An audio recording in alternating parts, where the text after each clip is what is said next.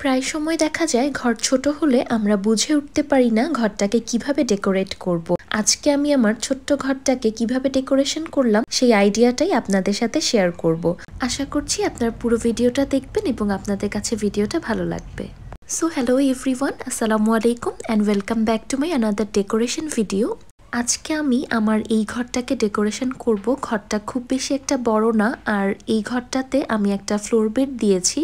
তো আজকে আমি আপনাদের সাথে সবকিছুই শেয়ার করব। ঘরটাকে আমি কি দিয়ে ডেকোরেশন করলাম। প্রথমেই হচ্ছে ঘরটার সামনে আমি এরকম ডোরবেল লাগিয়ে নিয়েছি, এন্ড আমি কোন প্রোডাক্টটা কোন পেজ থেকে নিয়েছি সেটা কিন্তু ভিডিওতে মেনশন করে দিব। ঘরটা সাজাতে আমি একটা বড় সাইজের অ্যাগ্লোনিমা গাছ নিয়েছি। তো প্রথমে গাছটাকে একটু পানি স্প্রে করে তারপর একটা টিস্যু দিয়ে আলতোভাবে মুছে নিচ্ছি। যে কোনো ডেকোরেশনের আগে আমি কিন্তু প্রত্যেকটা জিনিস একটু ক্লিনিং করে নেই। তো এখানে গাছটাকে আমি একটু সুন্দর করে পাতাগুলো কিন্তু ক্লিন করে নিচ্ছি। আমি আমার ঘরটাকে সিম্পল রাখতেই পছন্দ করি। তো বেড সাইডের উপরের দেয়ালটাতে পিভিসি ওয়ালবোর্ডগুলো লাগানো আছে, এটা আগেই আমি লাগিয়ে নিয়েছিলাম। আর তার সাথে একটা বড় সাইজের বাবুই পাখির বাসা আমি জানালার একটা পাশে লাগিয়ে নিচ্ছি এবং ঝুলানো কিছু লতা পাতাও দিয়ে দিলাম। পিভিসি ওয়ালবোর্ড আর এই বাবুই পাখির বাসাটা কিন্তু অ্যাজ এ কম্বো আকারে আমি স্বপন বাজেট পেজ থেকে নিয়েছিলাম। দেয়ালের সাজসজ্জা আর হালকা পাতলা ক্লিনিং এর পরে আমি এবার বিছানার চাদরটা বিছিয়ে নিলাম, আর একটা পিলো আর হচ্ছে একটা কুশন দিয়েছি। যেহেতু উইন্টার তাই আমি কিন্তু এখানে একটা কমফোর্টারও রেখেছি একদম হোয়াইটের মধ্যে। এই তো বেডটা ডেকোরেশন করা কমপ্লিট হয়ে গেল। এবার আমি বেডটাকে আরেকটু সুন্দর করার জন্য এখানে একটা কাঠের আয়না রেখেছি। সচরাচর ডেকোরেশনে তো আমরা আর্টিফিশিয়াল ফুল ইউজ করি, আজকে আমি একদম ন্যাচারাল দুইটা রজনীগন্ধার স্টিক রেখে দিয়েছি।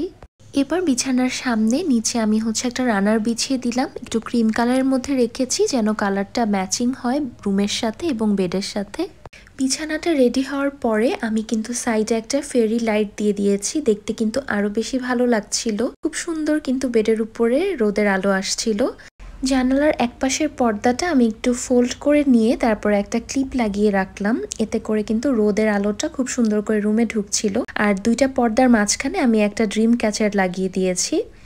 তো বিছানার এই পাশটা কিন্তু একদমই ফাঁকা লাগছিল, তাই এই জায়গাটাকেও আমি একটু ডেকোরেশন করব। তো প্রথমেই হচ্ছে আমি এই উডেন যে আমার র্যাকটা আছে বা উডেন শেলফটা আছে, এটা কিন্তু ইউনিক উডেন পার্ক পেজ থেকে নেওয়া হয়েছে। এই শেলফটা দিয়ে আমি হচ্ছে এই সাইডটা ডেকোরেশন করব। আর এটা কিন্তু পুরো আমার রুমের থিম প্লাস কালারের সাথে খুব সুন্দর করে ম্যাচ হচ্ছিল। এই শেলফটাকে আমি হচ্ছে কিছু কিউট কিউট ক্যান্ডেলস আর হচ্ছে কিছু ফ্লাওয়ার দিয়ে ডেকোরেশন করে নিলাম। যাদের এই উডেন র্যাকটা লাগবে তারা কিন্তু অবশ্যই ইউনিক উড পার্ক এই পেজটা চেক আউট করতে ভুলবেন না। তারা কিন্তু অনেক রিজনেবল প্রাইসে কোয়ালিটিফুল প্রোডাক্ট দিচ্ছে। এই সেলফটার পাশে আমি দুইটা বড় বড় গাছ রেখেছি, একটা অ্যাগ্লোনিমা আর একটা স্ন্যাক প্ল্যান্ট রেখেছি। তো এই হচ্ছে আমার রুমের পুরো লুকটা। আমার কাছে একটা ঘরকে যত সিম্পল ভাবে যত কম জিনিস দিয়ে সাজানো যায় ততই আমার কাছে ভালো লাগে। অনেক জিনিস দিয়ে আমি আমার রুমটাকে গাদাগাদি করে রাখতে চাই না। খোলামেলা আলো বাতাস আসবে এবং অল্প স্বল্প জিনিস থাকবে, আর অবশ্যই ঘরে এক দুইটা গাছ তো থাকতেই হবে। এতেই কিন্তু আমার সাজানোটা কমপ্লিট মনে হয়। আজকের এই ডেকোরেশনটা আপনাদের কাছে কেমন লেগেছে অবশ্যই আমাকে কমেন্টে জানাবেন। আর কোনো প্রশ্ন থাকলে আমাকে কমেন্টে করতে পারেন। আজকে বিদায় নিচ্ছি, আল্লাহ হাফেজ, আসসালামু আলাইকুম।